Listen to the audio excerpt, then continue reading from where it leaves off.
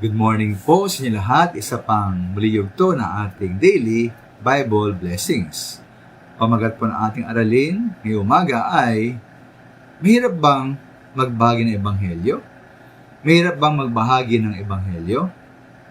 Alam natin mga minamahal na sabi ng Panginoon Yesus sa Mark 16:15 na habang humahayo sa buong mundo, dapat nating ipangaral sa lahat ng tao ang magandang balita. Ayon na po sa mga Gawa 1:8, ang mga alagad po ng ating Panginoon Yesus ay kinilalang mga saksi ng ating Panginoon. Ating Panginoon Yesus hanggang sa dulo ng daigdig. Ngunit po, lahat ba tayo gumaganap ng gawain ito? Lahat ba tayo nangaral at babahagi ng mga saksi para sa ating Panginoon?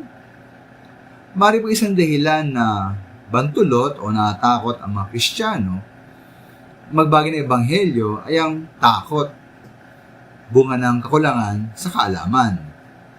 Halimbawa po, hindi ka naman doktor, ngunit inutusang kang pumunta sa isang ospital upang tumulong sa mga may sakit. Normal lamang po, no? Normal lamang na matakot ka dahil hindi mo naman alam ang gamot sa kanilang iba't ibang karamdaman. Ngunit paano po minamahal kung binigyan ka ng isang doktor na isang bote na may lamang mga tableta? Sabi niya, ang tabletang ito ay mabisa at magpapagaling ng lahat ng sakit. Ikaw ba yung matakot pa na pumunta sa ospital para tumulong sa mga may sakit? Hindi na po, di ba?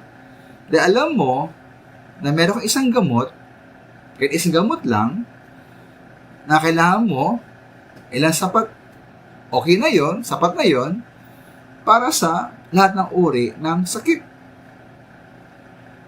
Sabi nga ba ni Pablo sa 1 Corinto 2:1-2, na pumunta siya sa mga taga-Corinto na nagpahayag na hindi batay sa kanyang kausayan ng panalita o malawak na karunungan. Sa halip, sabi po ni Pablo, ipinasya niya na walang sino mang kilalanin maliban kay Jesucristo na ipinako sa krus. O si Jesucristo po at siya na napako sa krus.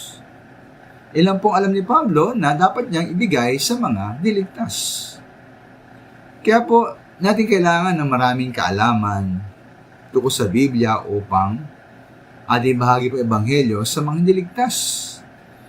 Ang tayo lang pong kailangan nating ibigay at kailangan nilang tanggapin at pagkatiwalaan ay wala iba kundi ating Panginoon Yesus.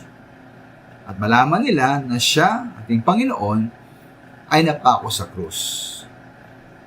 Kaya minamahal, ating bahagi po ang ating Panginoon.